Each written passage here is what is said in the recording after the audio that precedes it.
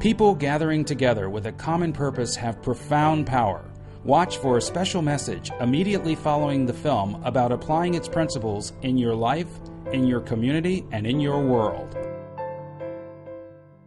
And now, the answer to absolutely everything.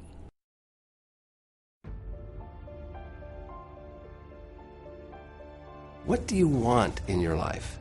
Who am I and why am I here?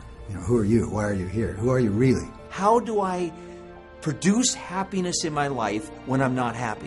Why do some people suffer and it appears that some people are not? How do I bring back the experience of love with a partner or with my fellow workers when in fact I don't feel it?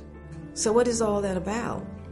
We live our lives by default or by design, by chance or by choice. The answer to absolutely everything explores the fundamental questions of what's required to live an abundant and fulfilling life.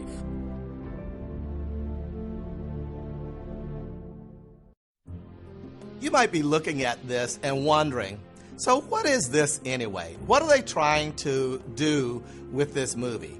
Are they trying to make a better secret movie? Or are they trying to give us the real secret? Well, quite frankly, we're not doing any of that. We're doing work that stands on its own.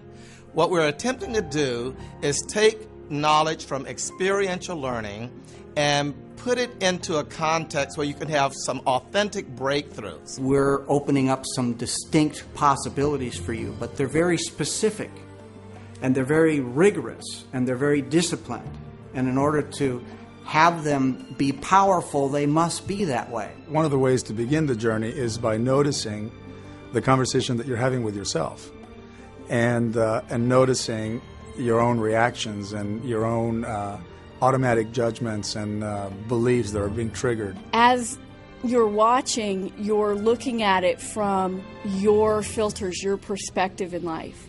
So everything you're hearing, everything I'm saying, everything someone else is saying, are really you hearing it through your filters. So you can't almost hear it any other way, but to be right about what you want to be right about. As human beings, we will be right about whatever we believe. If you think it long enough, you will not only be right about it, you'll begin to collect evidence that it is so. You're going to pick up what you're screening for.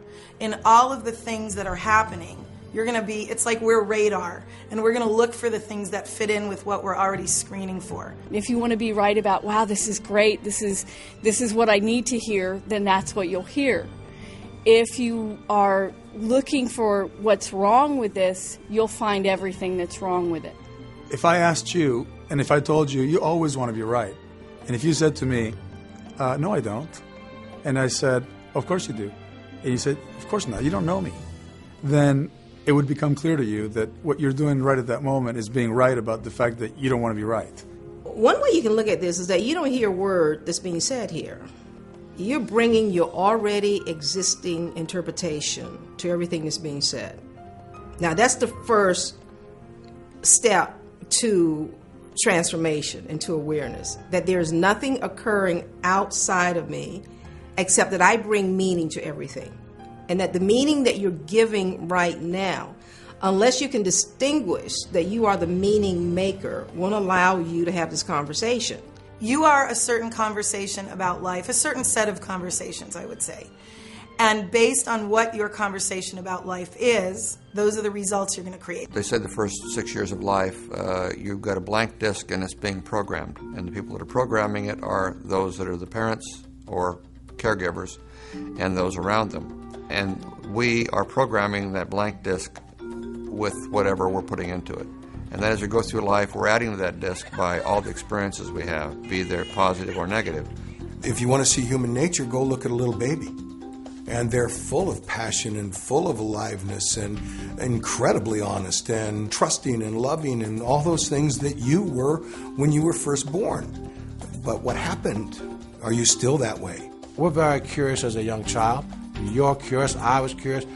We have a lot of support in learning how to walk and talk and feed ourselves and bathe ourselves and clothe ourselves. At some point we start getting away from mom and dad, we start going to school. We start dealing with other human beings our size. We learn about competitiveness and getting along with other people. And if we don't have relationship skills that we got from home, we go out there in the public and we're going to run into trouble. As children, often we get conditioned. Stuff happens. We get conditioned into seeing through one lens, whether it's this perspective, or life is this way, or life should be this way, or this is how it is. It's like we're wearing blue sunglasses and we think that is reality, that is how life is. If you were taught, some people were literally taught verbally by their parents, life is hard and you just have to endure. And so you decided, okay, life is hard. Well, now operating from the place life is hard is going to create a certain set of distinct results. It's not going to create life is easy results. You may notice that you have particular patterns in your life. Patterns in job, patterns in money, patterns in relationship, patterns in health. So, for example, you have a different job but the same boss appears.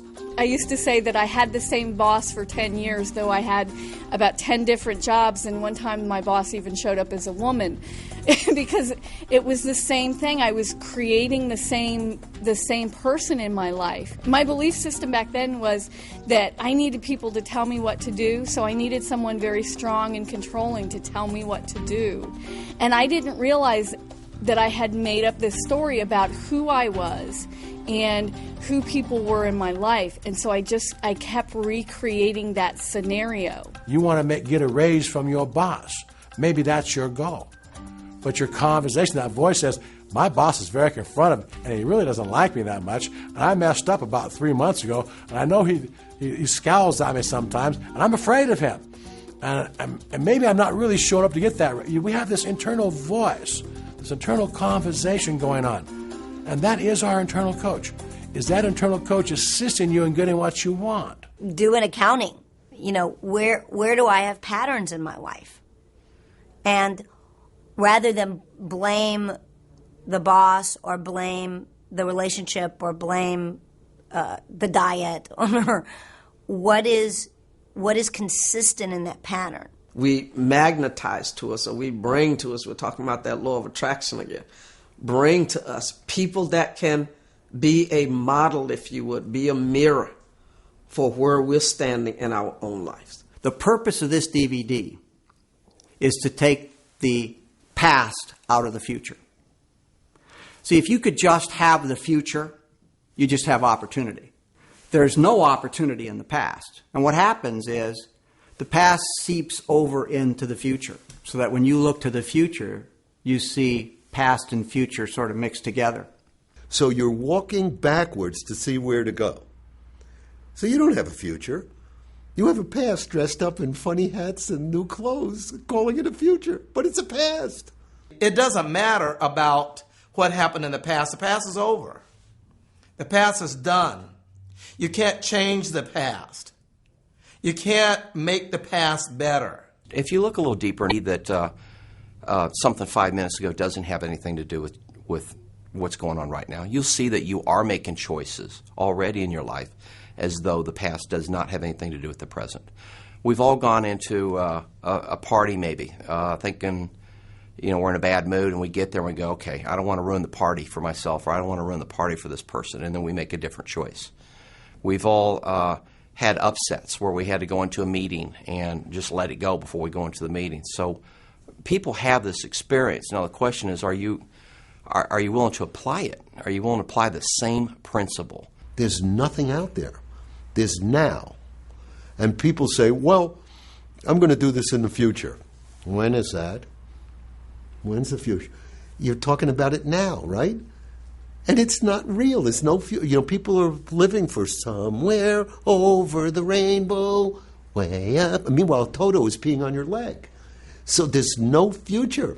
You are never really here because here seems to be the least important. And in fact, it's the only time. You've never been anywhere other than right now. There's only right now. This is now. This is all you've ever had. The only moment you'll ever be able to do anything or change anything or influence anything is in this moment of now. And When you look at it, you say, well, now, can I not sit here right now? No, I'm sitting here right now, so I can't change that. Can I change my body? No, I can't change that right now. So what is it that I'm able to change? And the only thing that you're actually able to change in this moment of now is, who are you being? Transformation isn't really about changing something else. Transformation is about shifting yourself, repositioning yourself and your perspective from which you're living life. And the shift is transformative. The quality of your life alters significantly. I grew up in Williamsburg, Brooklyn, and I grew up in the 60s. And when I grew up, in the environment that I grew up, which is, high poverty, ghetto, mostly Hispanic population. I'm Puerto Rican, so I grew up in our Puerto Rican pocket. And there was high crime, gangs on the streets. So by the age of probably 5 or 6, I was already witness to gangs fighting, shootings, people dying on the street because of stabbings, a lot of violence. And my family, we basically grew up on what they called back Wilfredo, which is, we survived on welfare, which was great to have. And there were a lot of times where the check didn't come, as they would say. Wilfredo hasn't come, and we had to figure out ways to survive. And it was really difficult. I remember as a child, when we would leave to go to school in the morning, I remember often stepping over a heroin user who was passed out, and often with the needle still sticking out of his or her arm. There was prostitution that I also observed while I was growing up. There were a lot of things that I know now should not be a part of any child's growing up, but it was part of my life. It was something that I observed and experienced and lived and saw on a daily basis. And it was very painful watching our young Latino men and Latino women, be a part of this very destructive force. I remember many times my mom saying to me, Nora, this is where you are right now, but I want you to remember that this is not where you have to stay. I had one particular teacher who I remember, I was in the 4th grade, and I remember her telling me that, actually she wrote it in a little book, Nora, you hold great promise, and the world will be different because you're in it. Please keep your promise to me.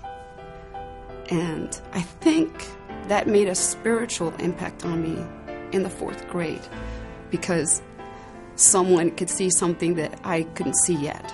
I made a deep, spiritual, mind-blowing, earth-shattering decision for myself that my future was not going to look like what I saw around me in that neighborhood and in that environment. I became a school social worker, and I worked as a school social worker for several years. I think one of the reasons why I went into that field was because of a lot of the things that I had seen as a child. So I wanted to make a difference for children. Humans tend to operate at equilibrium. We want to keep things the way they are, we want to be safe, we want to be comfortable, etc. Then we go through periods of time where parts of our lives are not working, and we begin to question and feel this unsettledness. I was happy to get a paycheck growing up. I was even, I used to get up and sleep in until 10, 11 in the morning. I would wake up and go play basketball for 3 or 4 hours, come home, take a little nap, take a nice shower, go to a movie that night, stay out till 2 in the morning, just watching TV. And I just had a really lazy approach towards life. Out of college, I developed 6 different businesses: real estate development, real estate sales, construction. I own part of 5 TV stations, video production business, movie distribution. And I was doing what I'd been taught, what I was educated to do, what my family had done, my grandfather, my father. And I did it well by my worldly standards, but by my standard, I was miserable. I was dying inside. What happened was I started really understanding that inside of me there was something that was wanting to grow, that was wanting to be, that was wanting to flourish and grow. Somewhere inside I knew that I wasn't what I do. I knew I wasn't this facade I was presenting. But when I wasn't true to who I knew I was and had lost connection with, I didn't feel good. And I started feeling worse and worse. And some part of me knew that. This whole feeling like something's missing, like there's something wrong with you, or there's something wrong with your family, or there's something wrong with your job, or there's something wrong with the human condition in a certain sense. And I think most of us, when we really stop, quiet down, and look, will notice or feel where we feel things, or sense where we sense things, that there is something missing. You know, what is that something that's missing? If we're talking about something mattering, it's purpose-driven. So it's more than a nice idea.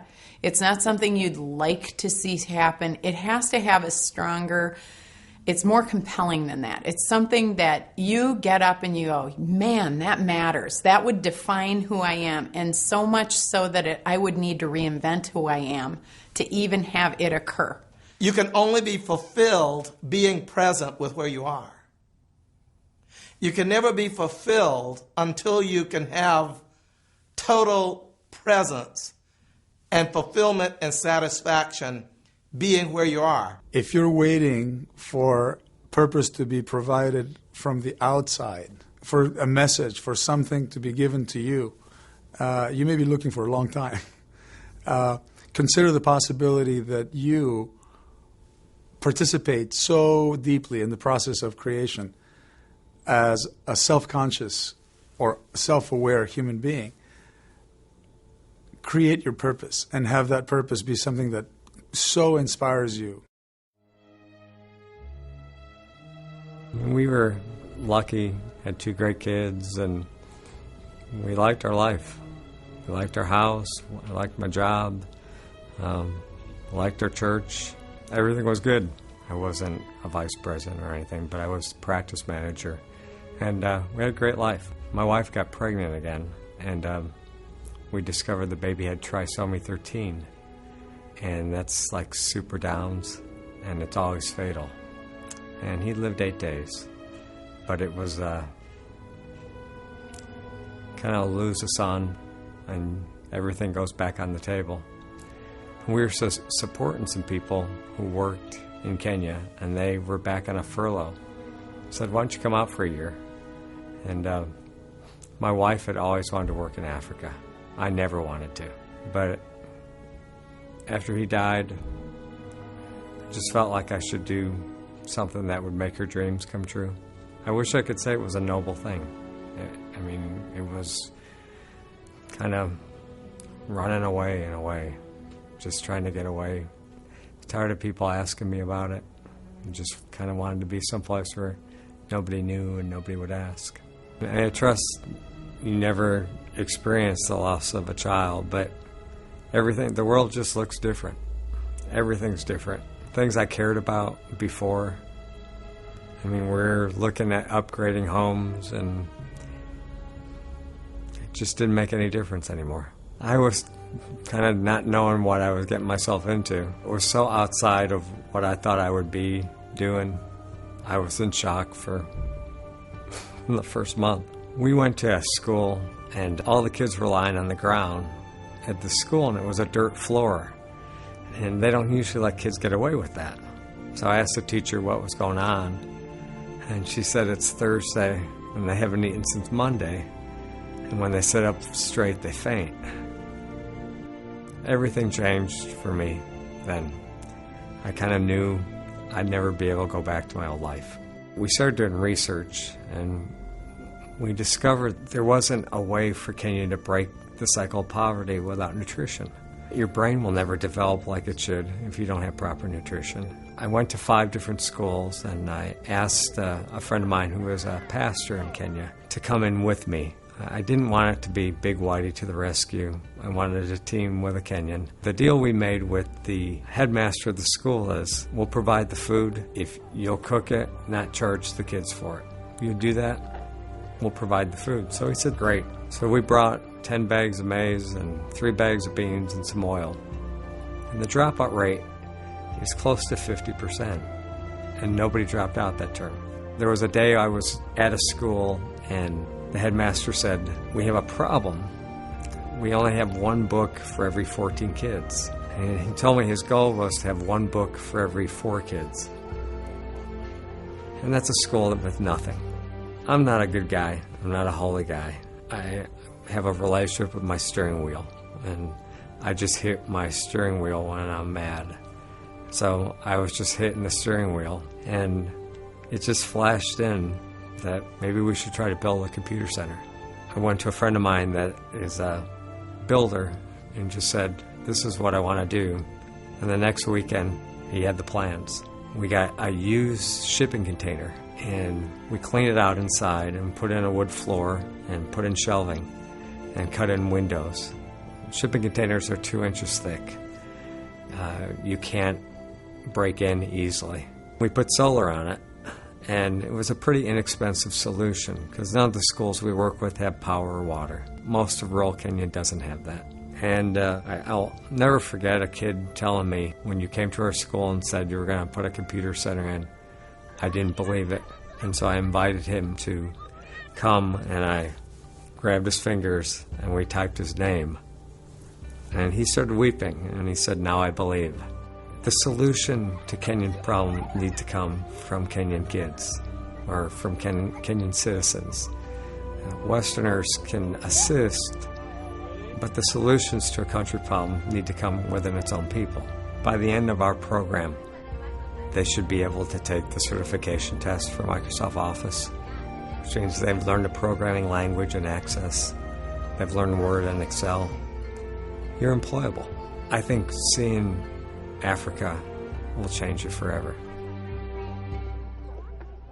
After our son died, and we went to Kenya, I asked my wife if she would consider adopting, and she would just weep. It was just too painful for her. And we had a friend that was at an orphanage. There's 1 million AIDS orphans in Kenya right now. And she picked up a little girl, and the lady that ran the orphanage said, would you like to meet her twin? And she said, no, I only want 1 child. Well, that lady came back and told my wife about holding this beautiful twin, and she said, was her twin a boy? When the lady said yes, my wife's heart leapt. And she wouldn't talk to me about it for a week. And she came and said, I think they're supposed to be our kids. And whenever she was pregnant, and I would say, wouldn't it be cool if we had twins, she'd hurt me. So I didn't believe her.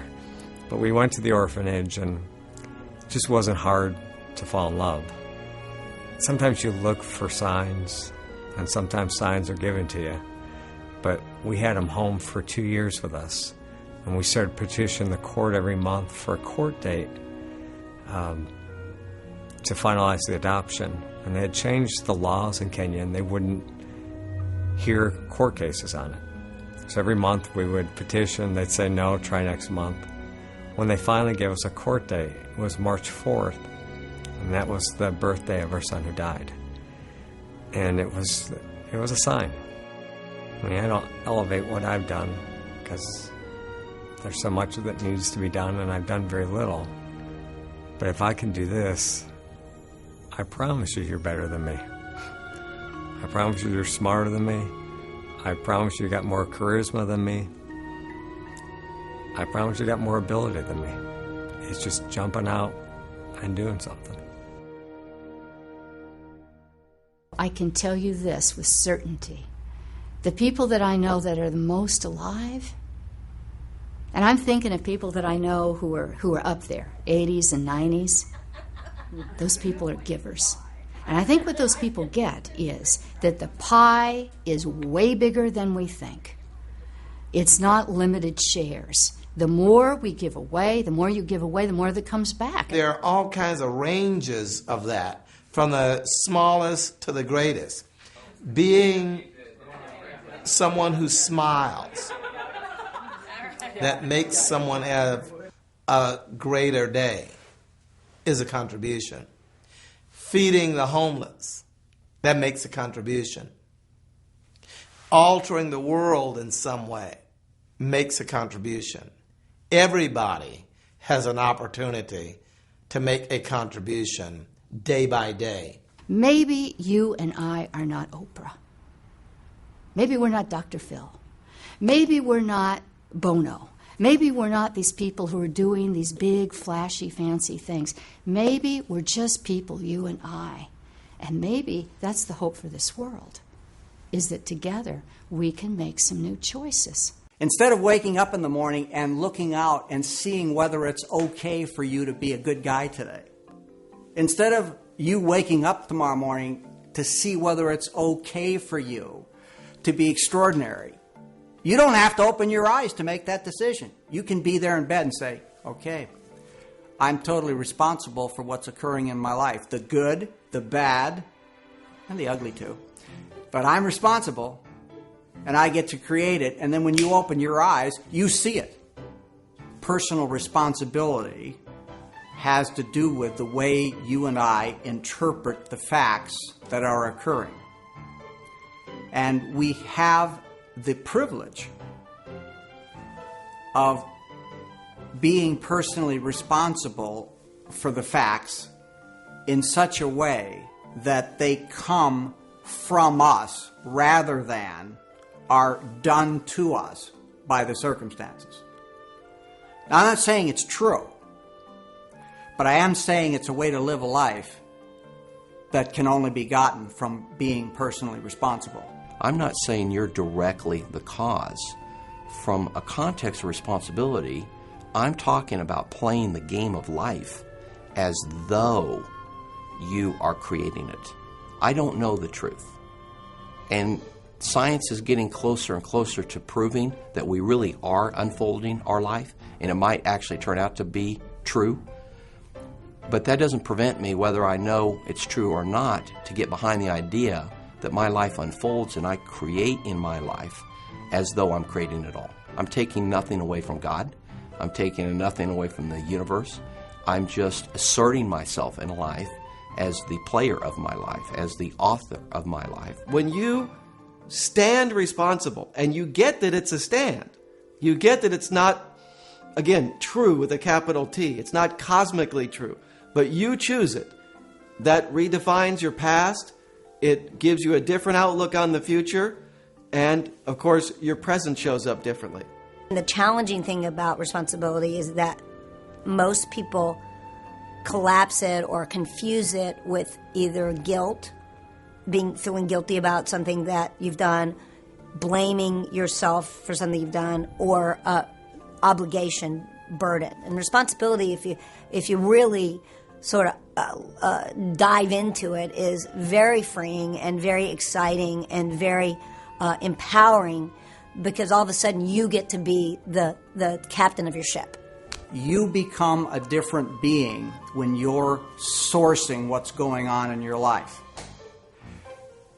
When it's being done to you, when there's nothing you can do about the conditions in your life, you're a sad sack.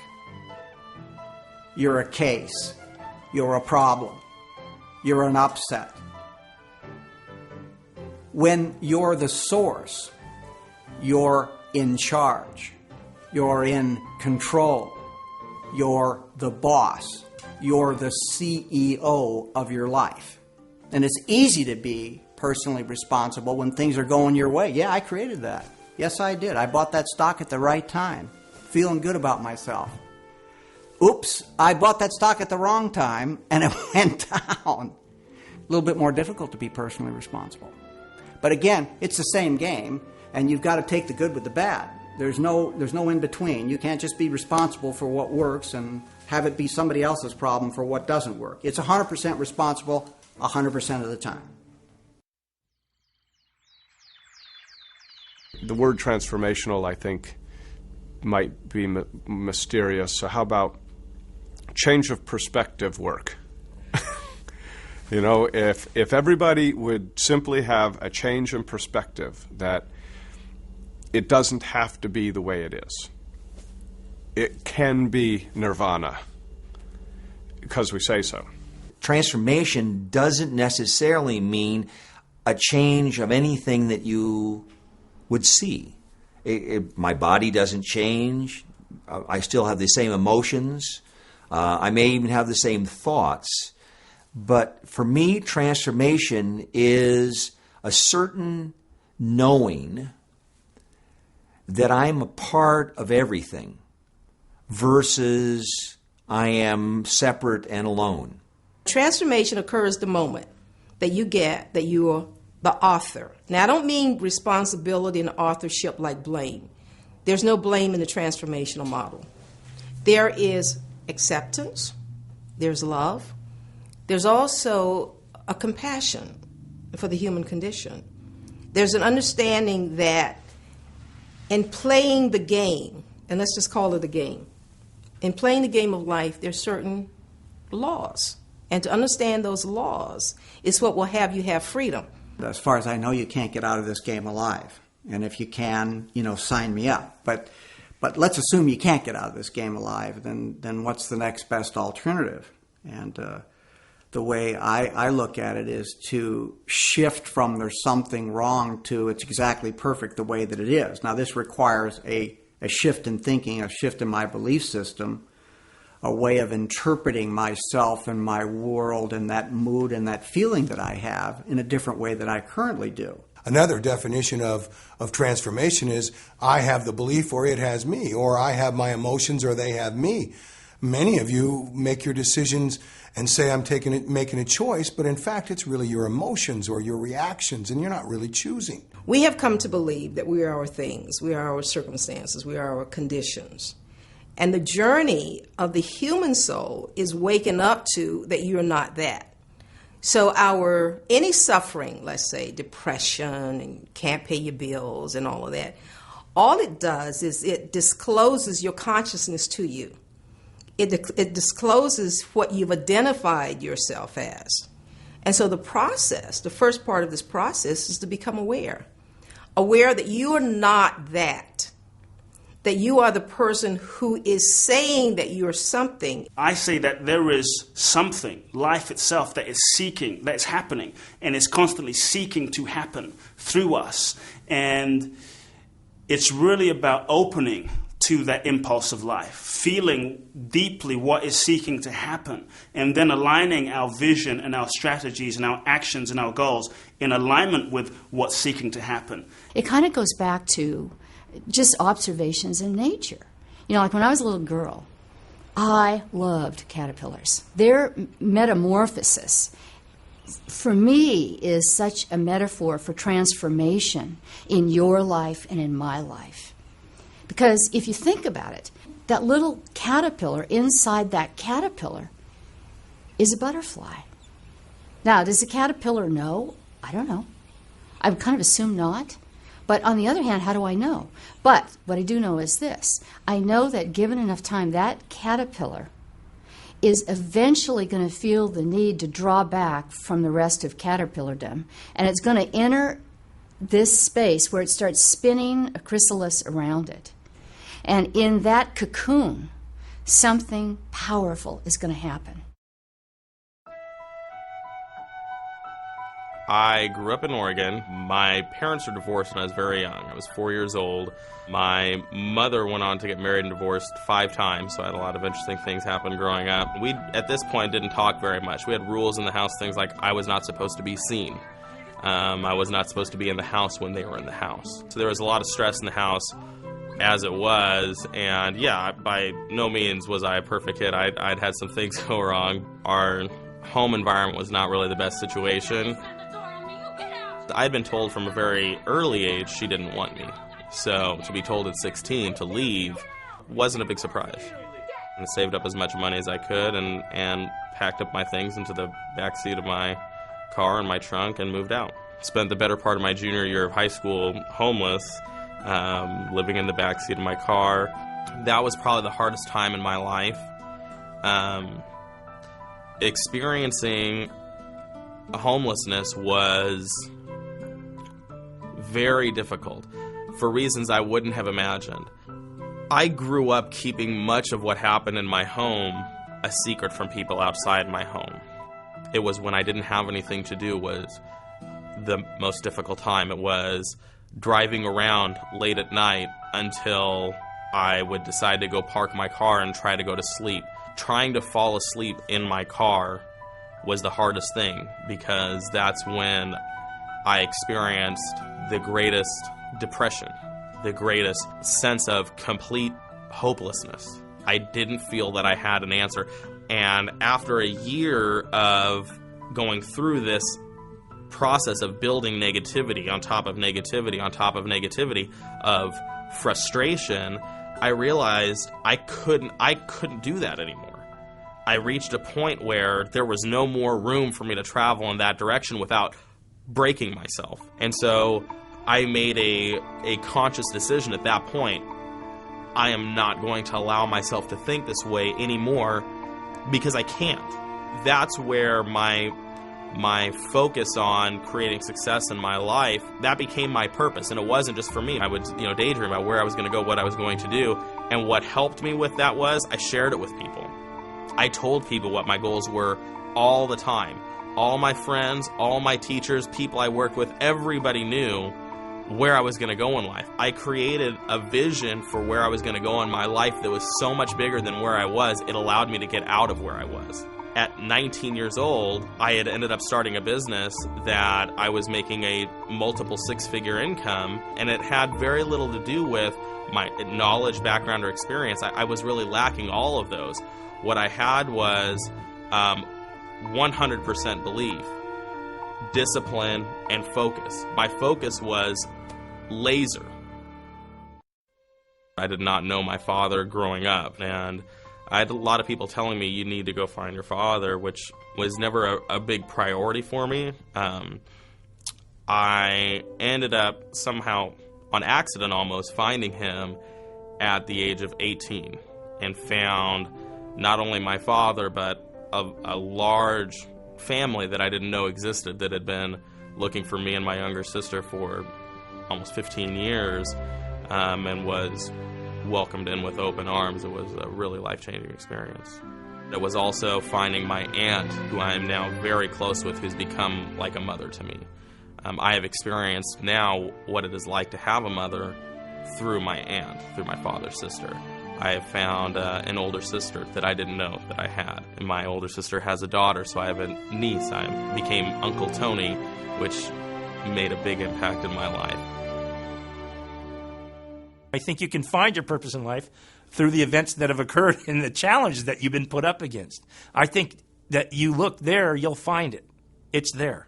When I think of how so many people have used their challenges, whether it's Helen Keller as being blind and deaf and mute, and how she utilized her difficulty to make a difference. Or when I see somebody in the Special Olympics running a race or something, how moved I am and how inspired I am to take on my own challenges, then I think there's a purpose to everything. You can spend your life condemning your parents, condemning them for what they did. But chances are they did the best that they knew how to do given whatever awareness and consciousness and circumstance that they had at the time. When anything's going on, find the gold. Find the value and determine that it has a positive meaning, that there's something going on bigger than we understand. God, the universe, whatever you call it.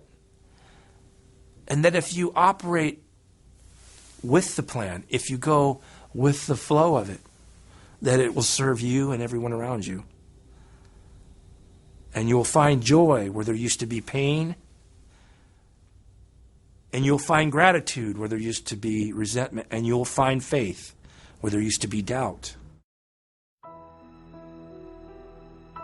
I'm an architect. I was born in Argentina.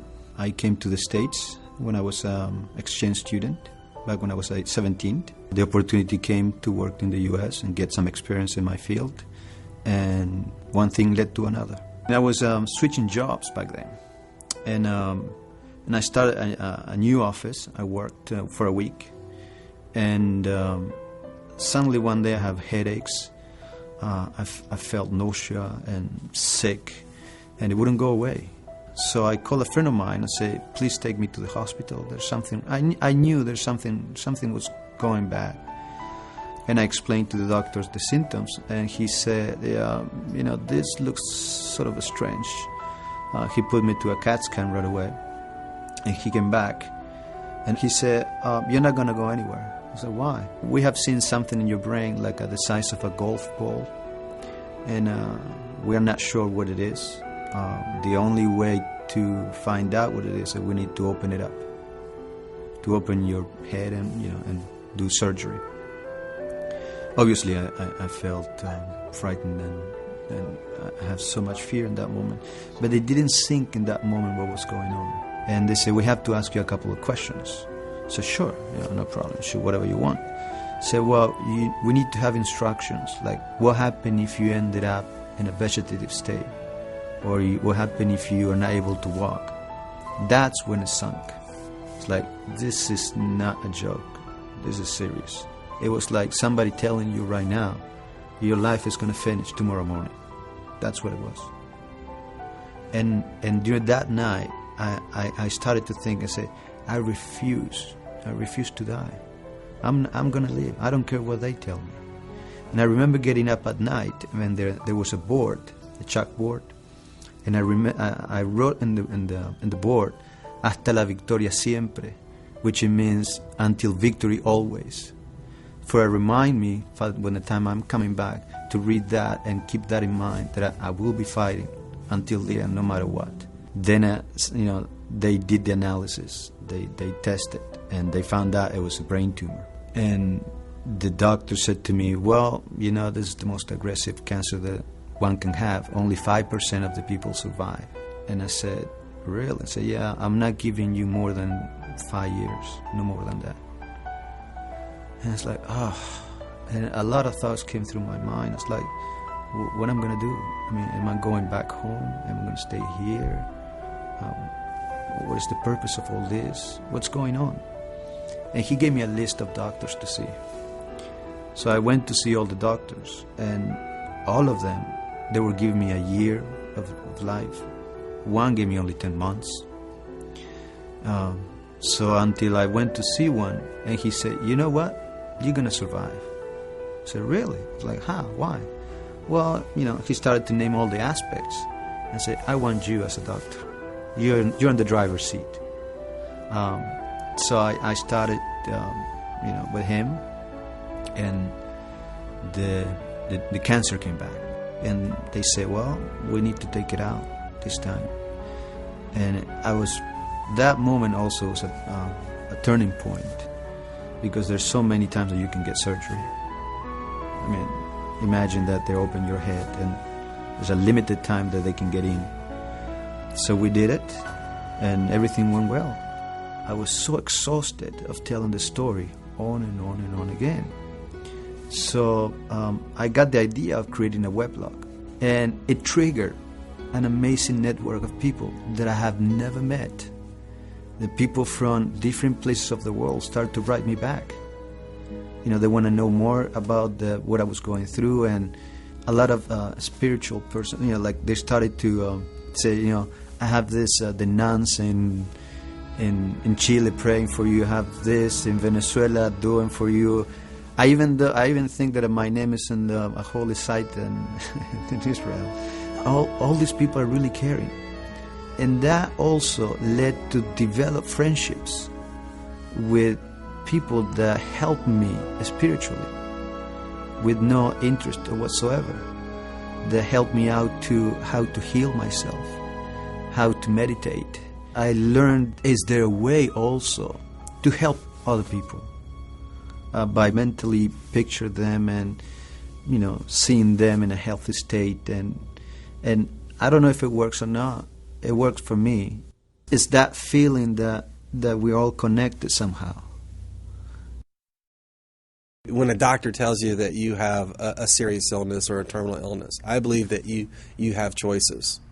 And the choice is that you can be a victim or allow the disease to win, or you can choose to operate from a responsible place and decide to live. Doctors have a place in this world. I mean, there's no question about it. But you know what? Science will never compete with nature. Okay? We go to the doctor and we go, here, fix this, and when you're done, give it back. We've become so disconnected to the accountability and the responsibility of what health actually is. And if you trust in this magnificent body that will perform miracles by the minute, in the thoughts that you have, the things that you drink, the things that you eat and partake of, and go back to timeless principles, it's amazing how many miracles every minute this body will perform. I was on a one-way trip to heart attack land and, an unfulfilling life, and then finally my body just collapsed, and it was a pretty scary thing, I lost my job, and I spent about a year after that kind of slowly building myself back up and started eating healthy and exercising regularly and started developing more deep connected relationships with people.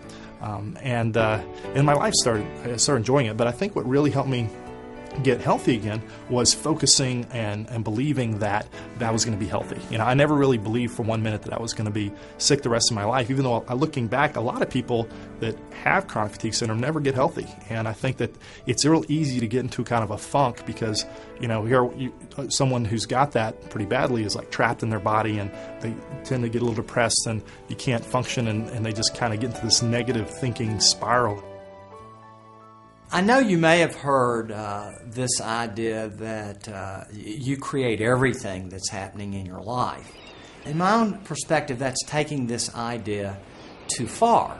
I think there's a real risk there that kind of thing could really lack compassion, and especially if it's something that's happening unconsciously in your life. If you're in a medical situation, I wouldn't suggest that you throw away your pills. I wouldn't suggest that you throw away all the other tools that you have at your disposal, because it just may be possible that you haven't reached the level of mastery to heal yourself on your own. If I stand responsible now, not in the past, but do my actions and my thinking have an impact on my dis-ease and what is the dis-ease I'm experiencing in my life, that can be really valuable so that you can see how your thinking or your behavior is causing or contributing to an illness situation, or how you could change your thinking and your actions to move towards a healthier state. That's very valuable, but not if you're looking at that from I'm to blame. It's my fault that I'm sick.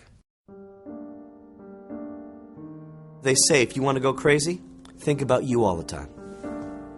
And that's all I did. Could we talk about me? And when we're done talking about me, could we talk about me some more? Yeah, that was my life. And thought that you were interested. I suffered from terminal coolness. Terminal coolness, that was my disease. I thought the way to get connected with you guys and to be a part of was to be interesting. I was always interesting. Walk into a room, made a statement. People took notice. Always left alone. Always left alone. Isolated in my world of cool.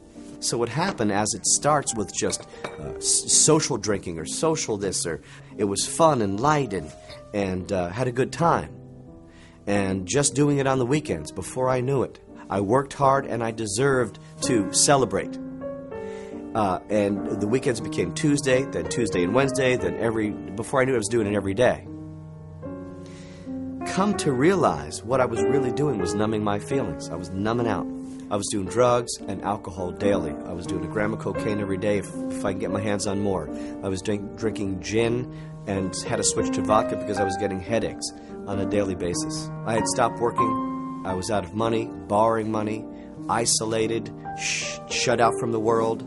I was keeping vampire hours where I was up all night.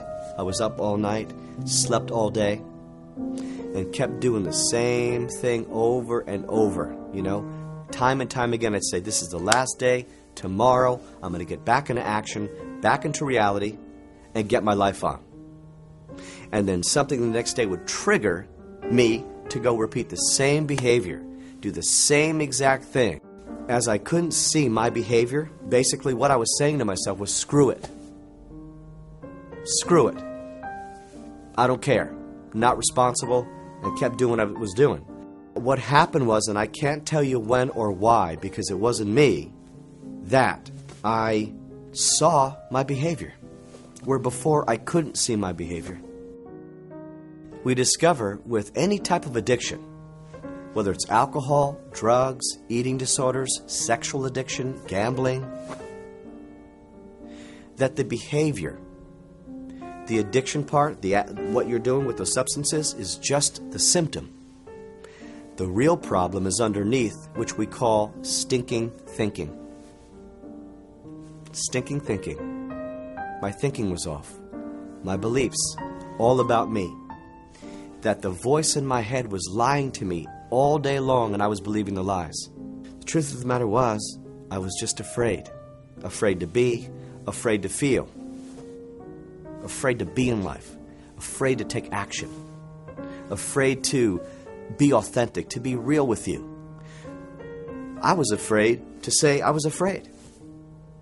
I ended up in a jail between my own ears called despair, hopelessness, incomprehensible demoralization. If this is how I was going to live for the rest of my life, I'm done.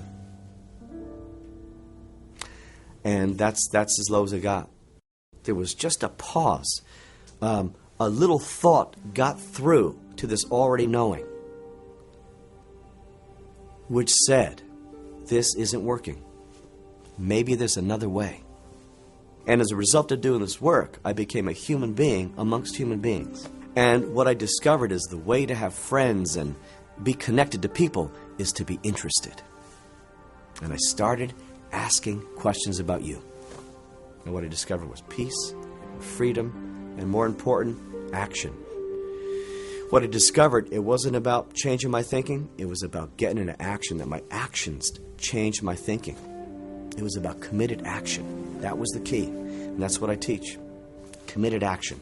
We're all addicted. There isn't anybody that's not addicted. And the question is just at what level are you addicted? So there's the physical addictions of alcohol and drugs and those kind of things. There's addictions to sex and pleasure and, all of those that kind of thing. There's addiction to gambling, of the risk and the kind of sense of excitement that brings. But all of us are addicted to being victims. Whether you're someone that you've done drugs, or you're someone that smokes, or you're someone that is engaging in sabotaging behaviors, there's often a deeper impulse to get in touch. I call it a toxic way to kind of get in touch with a fleeting moment of, I can tell you this. You're not going to change anything outside of you until you change what's inside of you. And I can tell you that for sure. You can think all the happy thoughts you want to think. But until you clean up the container, you learn how to love yourself, and you do that by being extraordinary, by saying I'm sorry to people that you need to say I'm sorry to, that you think you don't need to. Until you clean that up, nothing will be different outside for you. You have to be different to have things be different. It starts with you. One of the things that has to happen is when you see you have a way of being that doesn't work, you need to be able to let it go. And it's like, I use the analogy of a house. Let's say you want to build a new house, but you just bought a lot that has an old house on it. Well, first of all, you have to get rid of the old house before you have space to create the new. And it's the same way in our own lives. We've filled up our whole life with ways of being that either work or don't work. And now we're talking about the ones that don't work. So those are the ones you have to let go of to create space into which you can create a new way of being. There's an old thing we used to say is that if you take beautiful pearls and you put them in a toilet, they can't come out looking anything other than crappy. So if you take a new possibility and you put it in your old thinking, then it can't come out looking any different. Another analogy we use is it's like rearranging the deck chairs on the Titanic. You can rearrange them, they can be beautiful, and that Titanic is still sinking. It's like water going down a stream. If there are no obstructions, it flows freely and powerfully. But if there are obstructions in the path, then it's going to take a longer time. It's going to maybe take a lot of detours, maybe endless detours into tributaries, and it gets diffused. I think it's interesting that there is a yearning inside the person who suffers addiction that I've met to be more, to contribute in a beautiful way, and they haven't found a mechanism, they haven't found a vehicle, and they have a perception that they haven't had a hand up.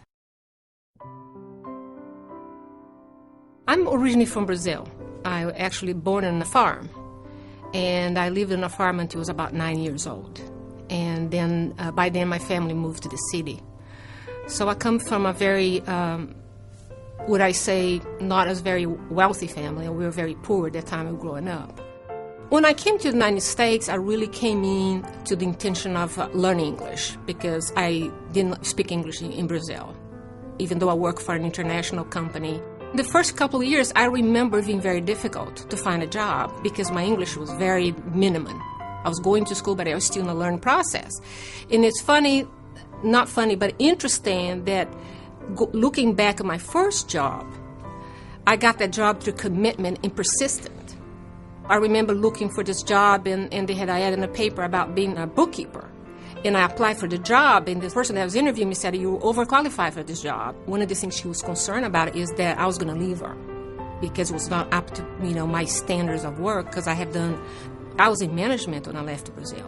But I knew that that job was very important for me because it was my first job here, and I want that job. So I called that woman for about a month. I kept calling her, and then she said, "Well, I already told you." And I said, "Well, you still have the ad in the paper. Nobody would apply for the job. She wouldn't have to hire anybody." So if at that time I had backed out and said, "Hey, okay, this is not a job for me," I would never have the opportunity to become a citizen of the United States. That job gave me the opportunity to become, first having a green card, and second apply for my citizenship. It was one of those things that you just do it. Do whatever it takes. That's what I call commitment. I started as an accounts receivable, then I ended up, stay with the company for 3 years. Later on in life, I had an opportunity to move up, becoming a controller, then later a CFO into this other company. And by being a CFO with this company, I have given an opportunity to become a partner in another company, which we grew in 10 years. We grew from a $1 million company to a $40 million company. I was living the dream that I always had of, actually dictate my own life instead of a corporation, be that spirit of entrepreneur that I had, being a leader. I was designing my life, and everything that I had wanted to happen in my life was coming together. That validates for me that whatever you set yourself in life to be, and you're committed to, and you work at it, and you work hard at it, and put your, do whatever it takes for that to happen, it'll happen.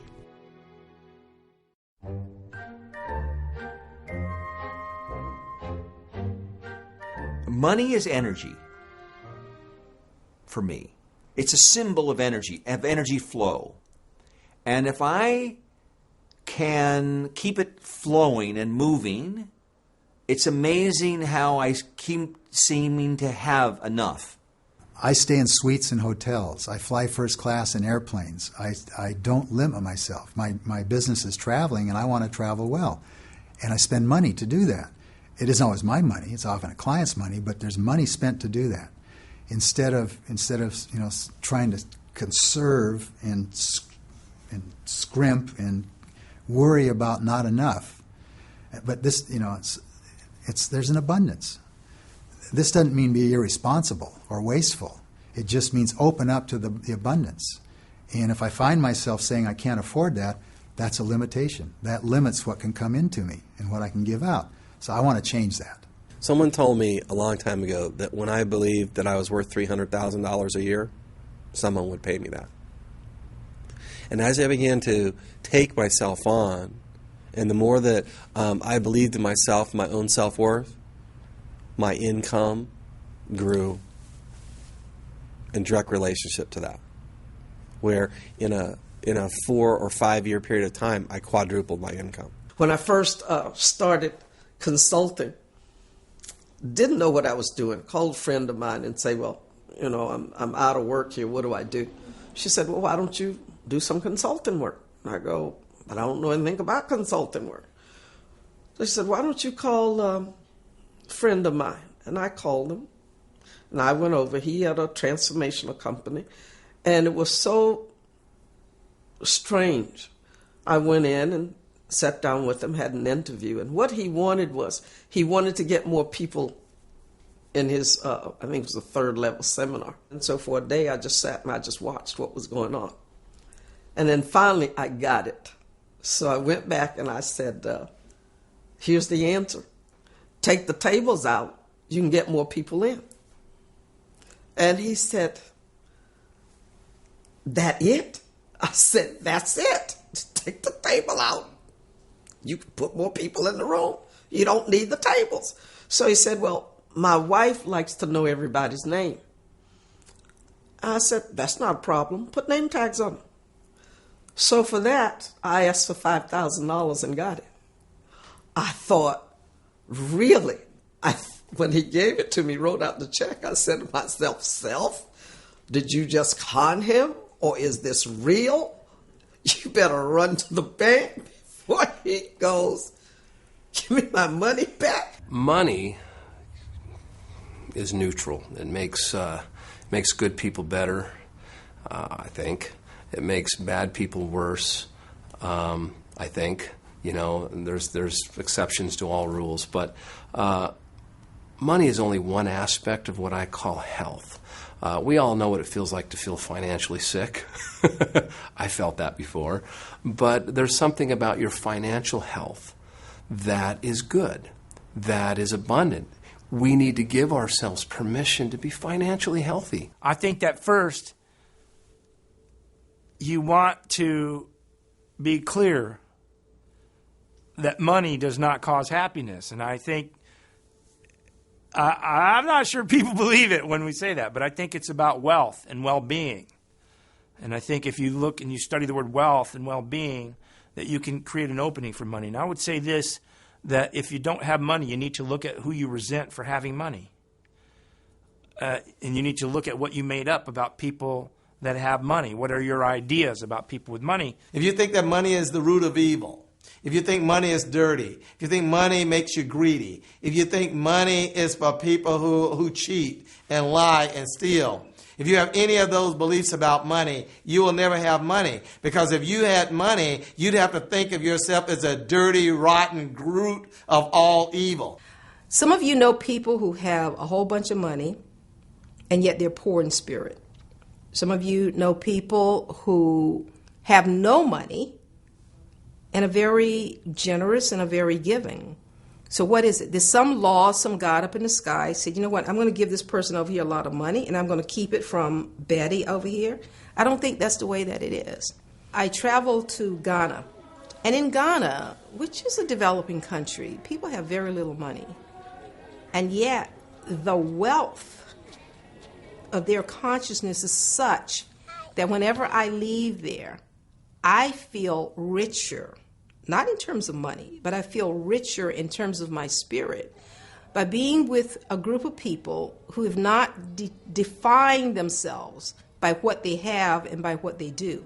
Their definition of themselves comes out of their relatedness to life and their relationship to themselves as whole, perfect, and complete. Part of the practice of money is the practice of appreciation. And if you appreciate what you have, you'll get more of that. So even if you only have $1 in your bank today, if you will appreciate that dollar, then you will start to draw into your life more things to appreciate, because your mind will look to set your life up as what you want to appreciate. Instead of looking at the dollar and going, I only have $1. What am I going to do with $1? $1 doesn't matter. $1 is not going to get me to vacation. If you're about getting money just for yourself, you probably won't have much. If you're about having money from this consciousness of wealth so that you can be the biggest contribution to your family, to your community, and to this planet, you will more than likely have more money than you could ever spend or could ever give away. You're supposed to be wealthy. You're supposed to be rich. You can't help anybody when you're poor. You feel good about giving $2 to the homeless guy, and that's bull. Build a homeless shelter. Get rich. Build a homeless shelter. Success University is really the most popular online learning company in the personal development industry. We've taken about 60, 70 different speakers, trainers, authors, some of the most famous speakers in the world. We take their content and we deliver that to students in about 175 countries around the world. Growing up, I was exposed to a lot of different things, and definitely never exposed to the personal development industry, never exposed to wealth or anything like that. You know, when I was young, parents divorced when I was 4 years old. My father ended up going to prison, was an alcoholic, a drug abuser, ended up committing suicide when I was 13 years old. And so a lot of drama, you know, living on food stamps and different things like that. My life felt empty, hadn't accomplished any of my goals. I didn't see any of my goals in sight.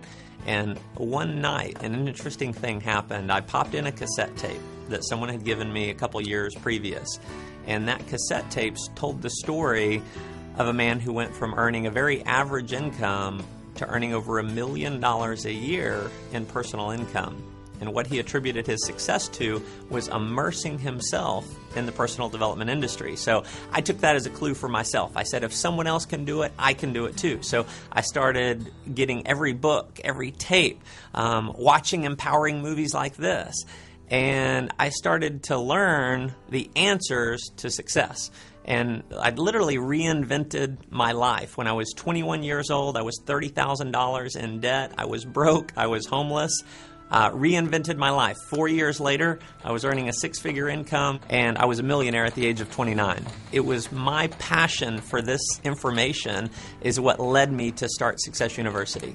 Energy flows where attention goes. So if in your life, if you're constantly focusing on poverty, if you're constantly focusing on being in debt, if you're constantly focused on being depressed, you end up manifesting those results in your life. Whatever you're looking at, whatever you're focusing on, that's what you end up going towards. Now, on the other hand, if you start focusing on becoming wealthy, if you start focusing on becoming energetic and becoming positive and becoming happy, when you start asking those questions of how do I become more wealthy, how do I become more happy, you start focusing on that, that's what you end up moving yourself towards. Now, this also works in relationships. When you focus on the negative things about your spouse, you're constantly thinking, oh, I need to change them, or, they need to be more like this, they need to be more like that. Well, flip that around and start focusing on what you love, what you adore about that person. Every day for the last 6 months, I've written a love letter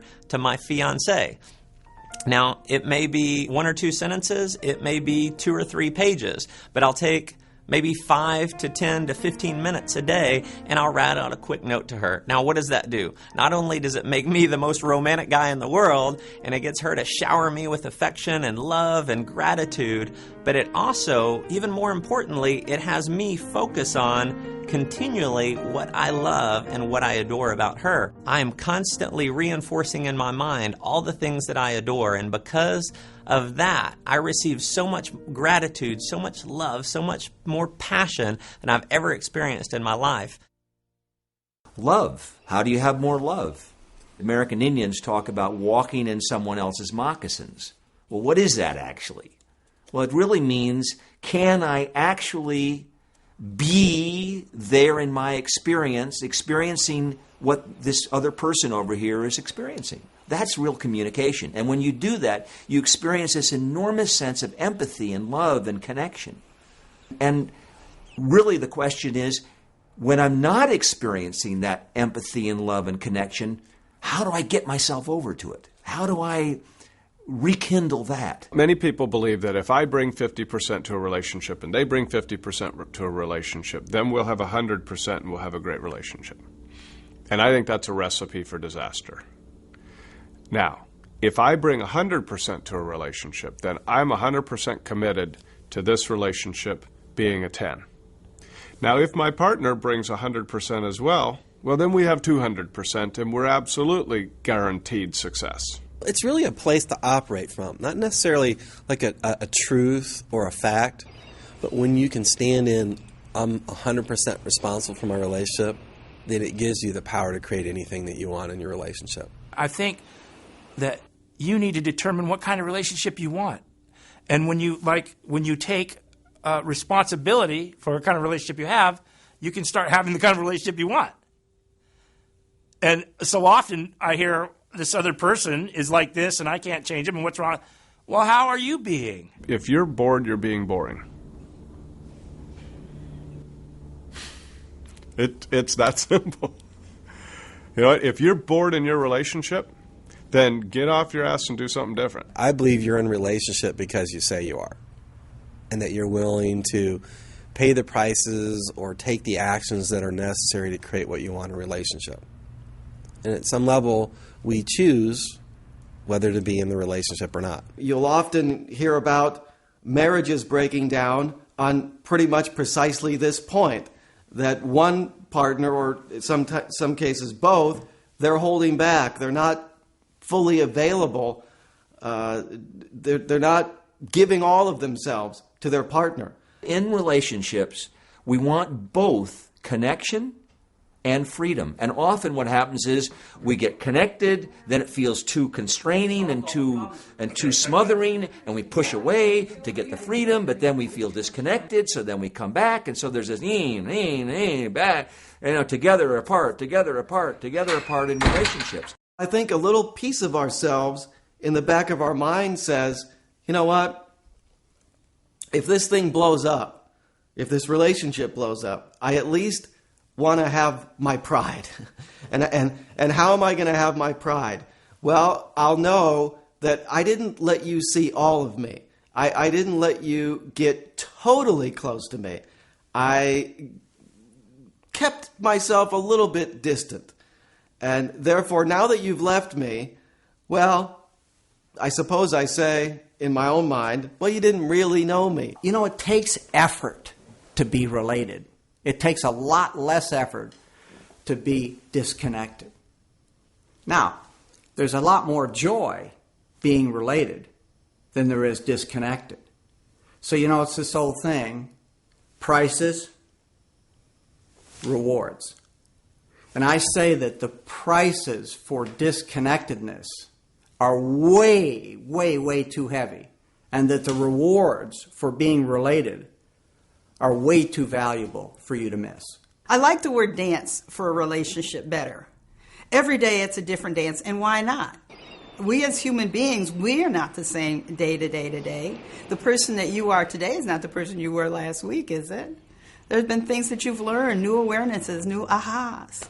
And the person that, you know, you're in partnership with isn't going to be the same either. So you need to be able to dance together. Now, at some point I may decide this is not what I want. You know, but not based on how the other person or my partner is being, but out of my own choice. We donate the space. In applying transformational distinctions in the business world, it really becomes a matter of addressing culture. Businesses mostly want different results.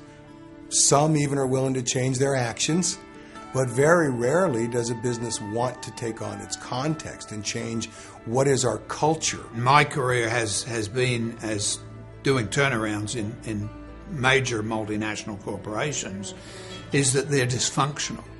And they're dysfunctional because the people are all, the departments are all going in different directions.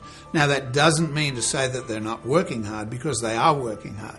But unfortunately, you're getting an environment of blame, distrust, finger-pointing, because everybody doesn't know where they're going. I remember when Wells Fargo merged with First Interstate Bank, you had 1,600 bank managers that had never met each other for 18 months after the merger. And they sent out memos that said, cooperate, collaborate. And of course, everybody got the memo and said, oh yeah, that's a good idea. And it never happened. Communication is the biggest thing in organizations. And sadly, I would say that due to the internet, a lot of chief executives are telling me that communication inside organizations is decreasing and is becoming a major issue because people send emails to the people sitting next to them in the next door office. The most powerful force you'll get in an organization is when they're aligned. People doing different things, but with a common purpose and a common goal. We're not talking about leadership by dictatorship here. We're talking about getting in front of people and understanding where they want to go in their life and having them feel the vision and even co-create the vision with you at times, so that in that moment, from that point forward, no matter what the cause, the purpose, the business, that we are aligned together in that vision. They felt it, I felt it, we felt it together. In fact, we co-created that vision together, and that authorship is really what weathers the ups and downs of creating a successful business. Think of the possibility if every single person in your organization was in service to everyone else in the organization. See, a company grows and flourishes not because of just the dream of the organization, but when a leader can articulate the vision of an organization in such a way that it moves and inspires other people to serve that vision and to serve the vision because they know that as the organization wins, they win. And as they win, the organization wins. The thing about leadership is staying in a progressive motion, moving in a direction, understanding that you are responsible, you are source of the vision, the idea, the motion, the action, even the results, good, bad, or indifferent, that's you. And what I often do sometimes to remind myself is I'll go outside and I'll just look at how beautiful nature is. And I notice that it's always evolving, it's always recreating itself 24/7. And it's a reminder to me to make sure that I'm acknowledging when I'm moving and when I'm stuck. One of the reasons I love going out in the wilderness is it's nature, natural. This is the design here on the planet, and we're part of that design. You know, we're here on the planet. So if I look around in nature and I see how it works, I can see how my life is designed to work. And if I cooperate with the way it is, it flows easily. If I try to do it my way, you know, it's very difficult. The trouble with a lot of business is like, oh, I want to go to business because they will help me to have financial independence. It will help me to not worry about retiring. It will generate some passive cash. It will generate... But as soon as you do that, guess what? You know, your customer and your membership and all that stuff go to the bottom of the pile. Well, what's wrong with that picture? Am I going to go to a restaurant to make sure that the boss of the restaurant have financial independence and have passive income? I think I can order some canned food off the internet. I love this business because I don't have to be brilliant. I don't have to be smart. I don't need a Harvard degree. I need to be conscious. I need to be present. You know, I need to be enthusiastic. I need to be willing to be in service to other people. And I remember at one point realizing that the three most important words in the restaurant business were going to be, I'll be back. You know, that's how you would grow your business. It's a simple strategy, and it comes right down to the very basics of being this authentic, caring, giving, you know, person. Because if you go do that, then your universe will pay you back. And in the restaurant business, I can tell you that I'm not sure whether they'll buy one more dessert, whether they'll come in one more time, or they're going to tell one more person about it. But I know that we'll get more by being someone that gives more. It's about having someone leave feeling better than when they got there. It's about people being delighted in such a way that they can hardly wait to come back. I don't know a lot of people that go back to a restaurant just because the food was fabulous and the service was terrible and the hospitality was rotten and people were rude. And I don't know anyone that ever left a big tip for someone that they didn't like. There's a lot of love in setting your ego aside. There's a lot of love in saying, listen, this isn't about me, this is about you. Because you're here, you're the guest. And then you have this sort of trust that that'll be enough. Now you have to be good at counting the money, but if we deliver that fabulous hospitality where people get that you were present, get that you cared about them, they'll come back. And if you stop by and talk to them, which is also something that we spend a lot of time doing, and ask them, are we doing it right? Are you going to come back? You know, etc. They'll tell you. They'll say, hey, you know, by the way, the mashed potatoes were cold. But it's okay. You know, don't worry about it. They fall in love with you. You know, they take ownership of you. And what a great guest to have. You know, the guest that gets mad and leaves and never tells you because, by the way, you never went out and asked. You know, that's the worst guest to have because they're going to tell 10 other people or 20 other people about the lousy experience that they had. You have to be good at making the food. You have to be good at a lot of things. But first and foremost, you have to really deeply care about the people that walk through the door and genuinely want them to have a great time. I haven't yet met one person who goes to work to mess up, and I haven't met one person who doesn't want to be the best that they can be. They've got to learn, grow, make mistakes, succeed, and be acknowledged for all those things. And I doing the same. I'm not above the same rules. I make my own mistakes. But you know what? It's all part of growing. It's a learning process. You know, like I always tell people, it's like a 2-year-old toddler or 1-year-old toddler. If you hold the hands and don't allow the kid to fall, because it's too painful to fall, it's too hurtful to fall, and let the kid walk like that, you think your kid will never learn how to walk. A lot of us wish, want, need, but we're not willing to pay the price. To risk it all, to have something you really want, most of us don't really want to do that. We talk about it, we think about it. I've started some 26 businesses, and I've risked several times a lot doing that. And I've had some very nice successes, and I've had some failures, some things I've had to shut down and not work very well. And you have to decide to risk something to get something. And if you don't want to do that, don't do it. But don't just sit there and oh my God, I wish, because that doesn't do you any good. You've got to step out of your comfort zone and do something. Let's say where I'm sitting right now is me. And let's say I've got a circle around me. You know, it's got a certain diameter. Let's say it's 6 feet or so. It's this wide. Everything inside this circle is familiar and known to me. It's where I've lived. It's what I've been introduced to. It's what I've been taught. It's what I've bought into. Everything outside of that circle is unknown to me. It's unfamiliar. So if I want to learn, if I want to grow, if I want more of something, if I, more money, a better relationship, a longer vacation, a bigger house, more peace, more loving, whatever. If I want more of something, it's out there where I haven't been yet. To learn anything, requires practice. I'm a guitar player. When I first started, I couldn't play very well. But I was still a guitar player. I was playing the guitar. I had one. It just doesn't sound very good. As I practiced, though, over a number of years, I became a good guitar player. And then I learned to sing and play guitar. And then I learned to do harmony and play guitar. And after a while, I'm a competent guitar player. I can play and sing. I think for a lot of people, they may have a vision, but they're not willing to pay the price, and they don't look at it before they start out, before their intention. And that's where they sabotage themselves. So are you willing to pay the price? If you're not willing to pay the price, abandon your vision. That is my coaching to all people. Abandon your vision if you're not willing to pay the price. Find a vision you're willing to pay the price for. I'm not saying abandon all your visions, but it's not going to happen. In 1998, I had a negative net worth, no job, no income, and 9 years later, I'm living on the beach, living the life of my dreams. I never went to any higher education. I was just willing to work hard. I grew up at an inner city school. I just went out and worked, and I worked hard. Now, I'm no smarter than the next guy.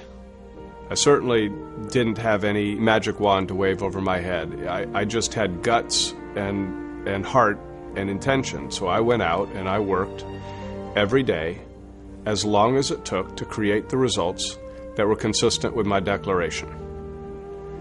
Now, I've done that a couple of times in my life. And each time I've done it, I've succeeded at what it was that I set out to do.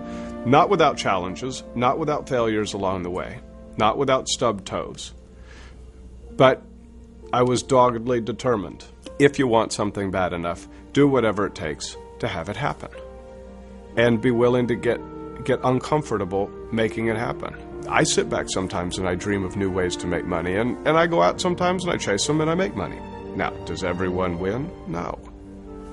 I've met some people that had these, I guess for lack of a better term, dead-end jobs that circumstances forced them out, and then when forced out, they went out and they created something much, much, much better than what they had before. But a force had to shove them out. And what I see possible is that people that are in allegedly a dead-end job, that they actually can visualize what's next and then take action. The biggest hurdle or consideration I hear, or what I see, are people that are not willing to take the risk. And there is definitely a direct correlation between risk and reward. I think anybody out there can go work hard and be committed and create the life of their dreams. There's a system that doesn't fail. It's consistent. And there are principles by which that happens. If we could find those central principles and adhere to those principles, our lives work too.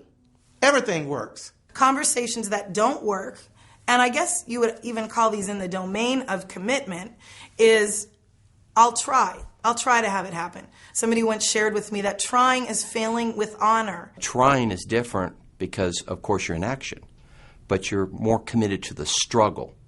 And what you're really thinking about and what you're contextually thinking about there is you have factored in failure with your actions. So you're trying to have something happen, but again, you're not having it happen because you're setting up an intention around struggle. You've already set up something so that if you don't have it happen, you look okay or you feel better about yourself. And the reason a lot of people don't achieve what they want is they've already built in an option for them not to. In the background needs to be failure's not an option. I'm getting this done. I'm willing to do whatever it takes. I'm willing to be whatever it takes. I'm not giving myself the out that maybe it won't happen. And again, that's kind of tough, especially I think if you have not had something happen over and over again. Sometimes people get stuck in the, well, how do I commit to it if I don't know how to make it happen? Or if I have evidence that I can't make it happen. It's really easy to say, well, just flip the switch and be rather glib and suggest some little exercise or some little doodah thing, which can come across as very insulting to your experience. But I would say, if the experience is, I'm just trying to get gas in the gas tank, how are you looking at that? Are you looking at that from an attitude of suffering? Or are you looking at that as an attitude of contribution? One of the critical areas is to look at how you're setting up your intentions. Is it specific? Is it already done? Or does it look like it's a carrot hanging out here that you're trying to get to? And if you're trying to get to, you're not going to get there. It's as though it's already so. So intention is already so. It's done.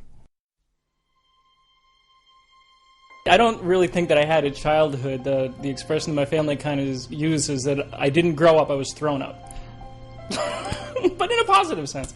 I was an only child, didn't have a father. He had died before I was born. From a very young age, I had to take care of myself. I had to learn to do things for myself. When I was younger, I always felt, oh, well, I just love people.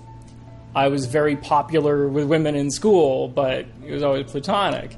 And then you go through experiences and so forth, and found out that obviously I'm a gay male, and I think the hardest person to come out to is always yourself.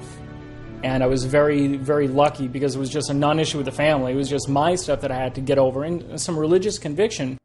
Presently, I am broker manager of Preferred Properties in Highland Park, New Jersey. A brand new Keller Williams office was opening up in Fort Lauderdale, which was right in the town that I have a condo on the beach, and they were looking for an investor partner. And just the opportunity presented itself, and I was like, yes. I've always been into flying, and I hooked up with this guy, Gary, who owns this amazing L-39 Russian fighter jet, which I guess he imported and had all the avionics redone and everything, and took it up right before 4th of July a couple years ago, and that was kind of like my 4th of July thing. And it was a blast. I actually did all the acrobatics, inverted turns, the climbs, chandrels, the barrel roll, and I did most of the flying with that. It is a rush, a huge rush. Kind of like skydiving too. That gives you an extreme rush, an exhilaration. It's empowering. It's empowering because I feel, wow, I can do this, I did this. If I can do this, I can do anything.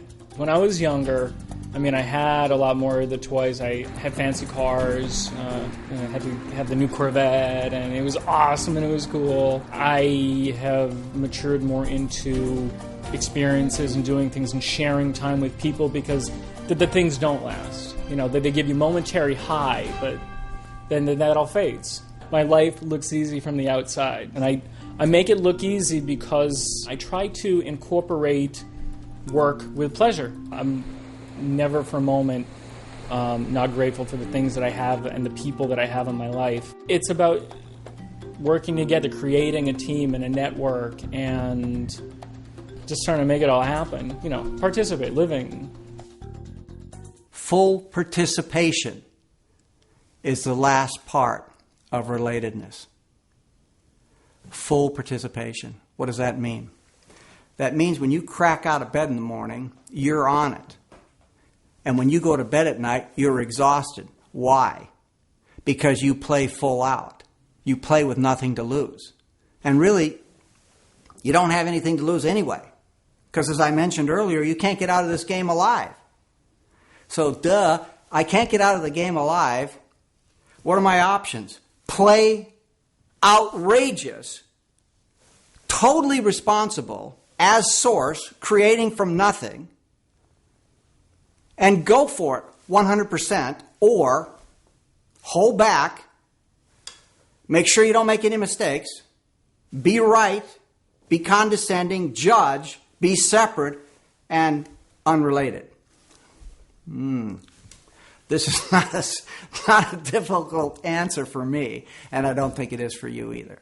I think when we fully engage ourselves in life, fully participate in life, and are willing to maybe take some risks, do some things that might be uncomfortable for us, like talk to a stranger, it makes such a difference for them, but even more so for us, in just a little thing. You may think that just reaching out to a stranger at the grocery store is just such a small thing, and you never know what that difference will make with that other person, and that feeling of fulfillment inside when you've done that is incredible.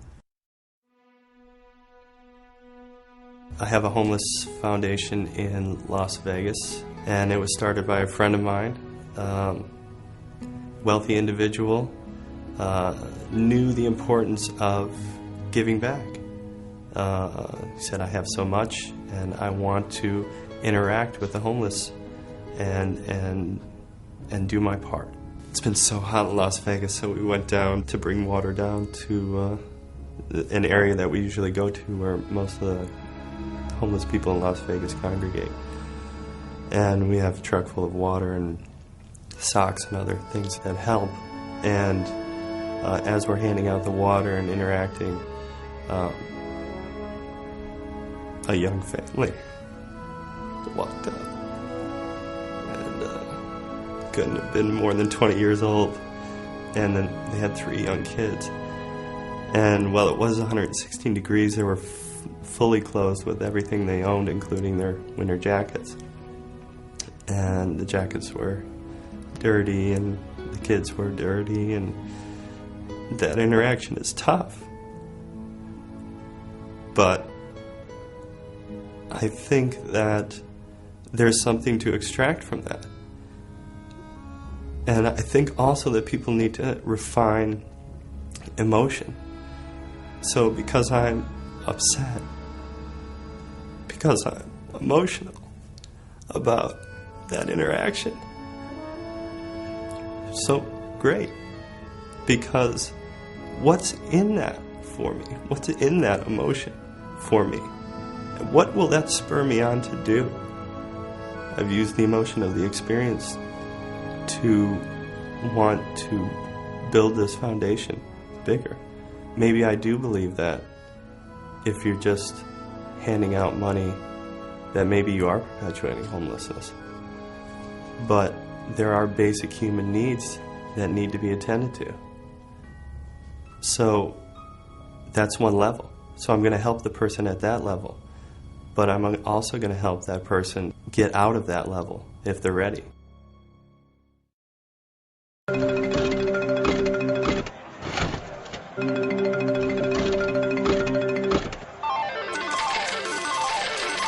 People ask me, what about the power of positive thinking?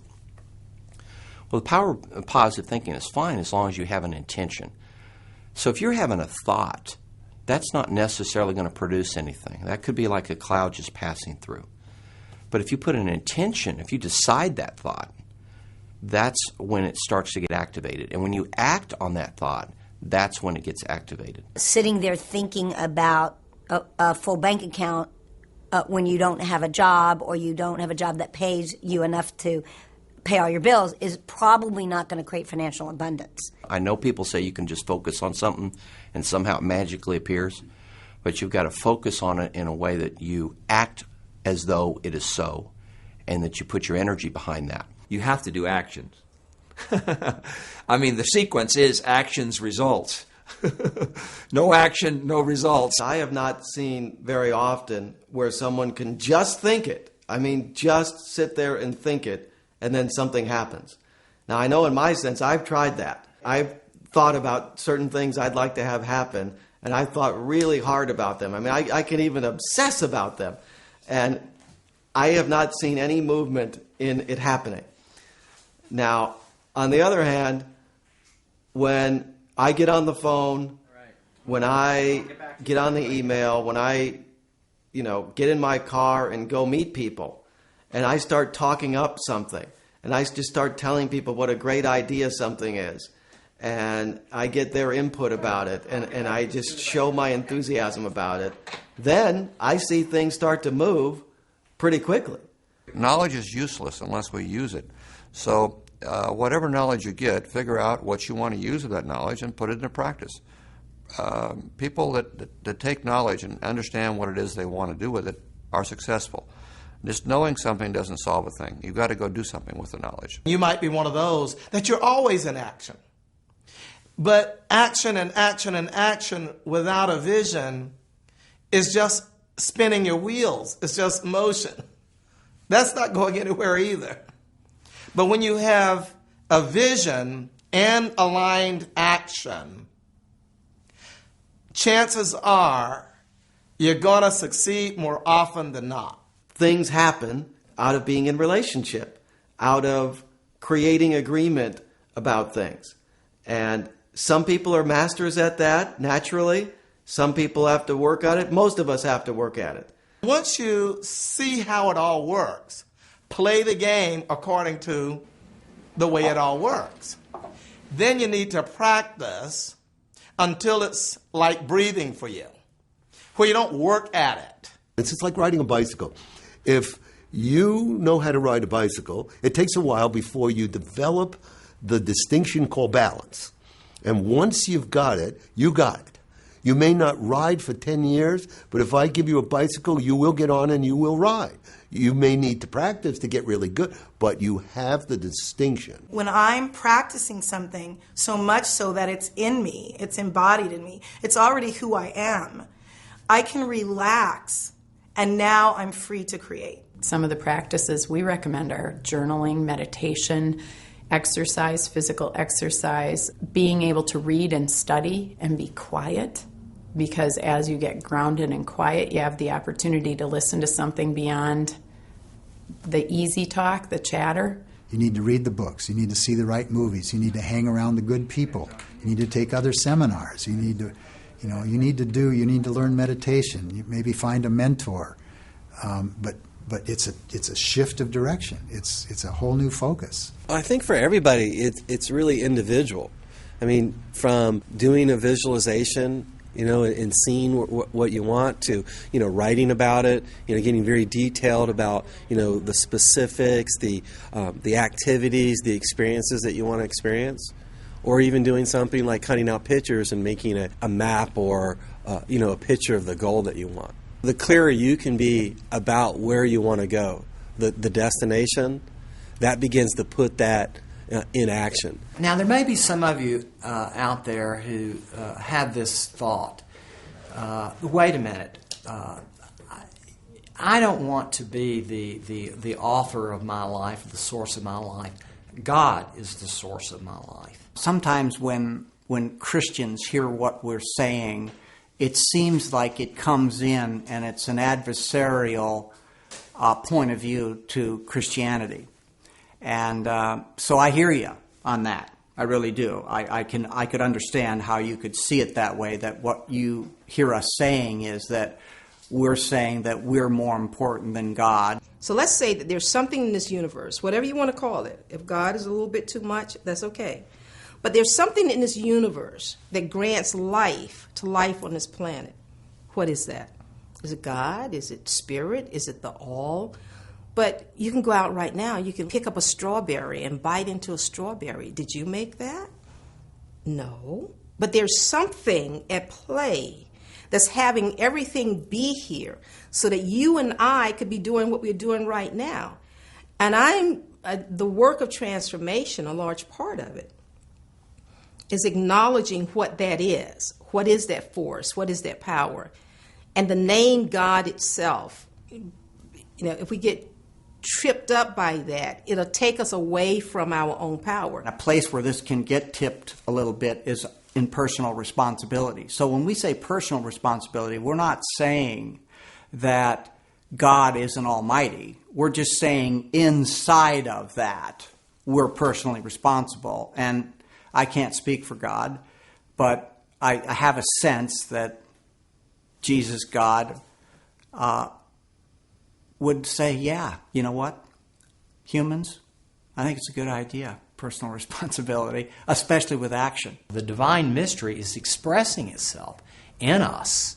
And that what is looking at me through your eyes and what is looking at you remotely through my eyes is the same thing here. If I think about God, I don't think of some guy with long white hair and backlighting. That's not God for me. When I think about God, I think of the oneness of the energy. That's God for me.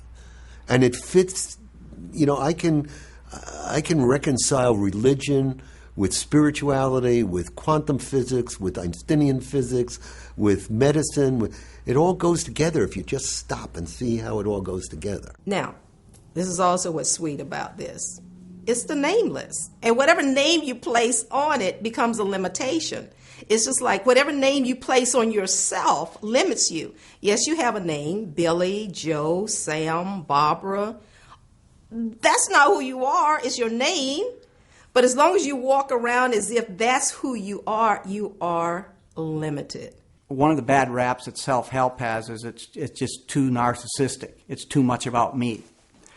And that might be right. But what I'm talking about to you now is really about you, but it's about you being for everyone. And the way you and I get to be for everyone is to be committed to listening and speaking in a way that nurtures relationship. I think the ultimate beginning with the end in mind is looking back at the end of your life and asking yourself, what do you want to say at the end of your life? And what do you want people saying about you at the end of your life? Most of us don't want people at our funerals saying they had a really great business, they made a lot of money. Most of us want people saying things about us at the end of our life that are much more essential. When you're born into this world, there's no guarantee that life will turn out. There's no guarantee that when you walk into the stadium of life, that the audience will be cheering. So risk your best. Have fun, adventure, explore, experience, inquire, and give to other people. Serve the greater humanity, and you find the greater humanity in yourself.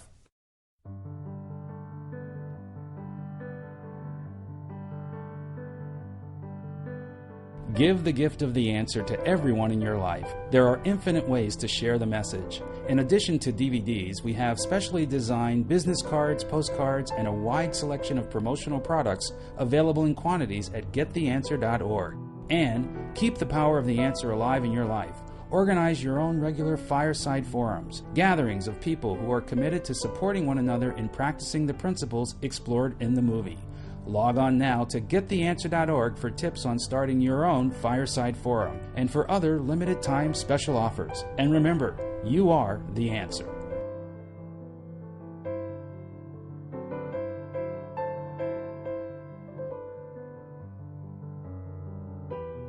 The answer for me is trust and surrender. The answer is loving the world, loving the people around you indiscriminately. The answer is there's no answer. Each person has their own answer. The ultimate answer is love. Perhaps the answer is, are you willing to be in the question? It is in the question where you pursue, and the answer is you. You get to be the answer yourself. I suppose that the answer would really be grow. Transform, constantly grow. Growth is an abundant thing. Loving. Loving is the answer. What is the answer? There is no answer. Now, I'll say this. What I want to say is that the answer is knowing who you are. Knowing who you are as this infinite being that is all. The answer for, I think, everyone is whatever you want it to be. And it is the answer to absolutely everything. What do you want it to be?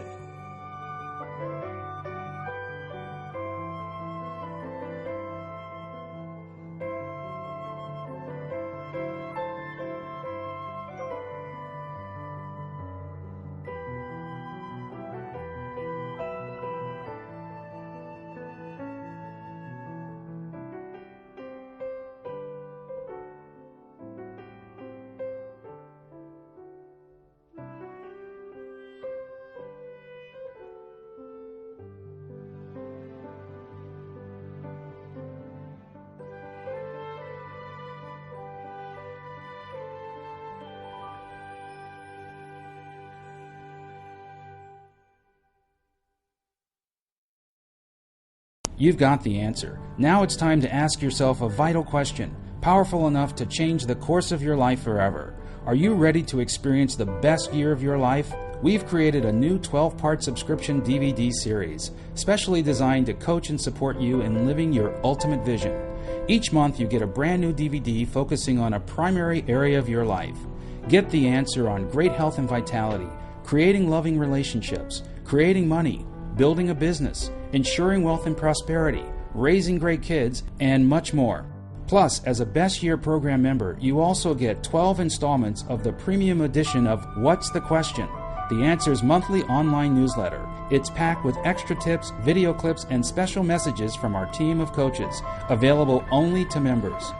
Keep the power of the answer alive. Act now to receive a limited time special offer. Log on to gettheanswer.org. Fireside forums are gatherings where like-minded individuals share and support one another in their goals. Many of the coaches and principals associated with The Answer gathered recently at a very special Fireside Forum in Santa Rosa, California. Now you can experience this powerful discussion on DVD. Get the special collector's edition of the Fireside Forum at gettheanswer.org.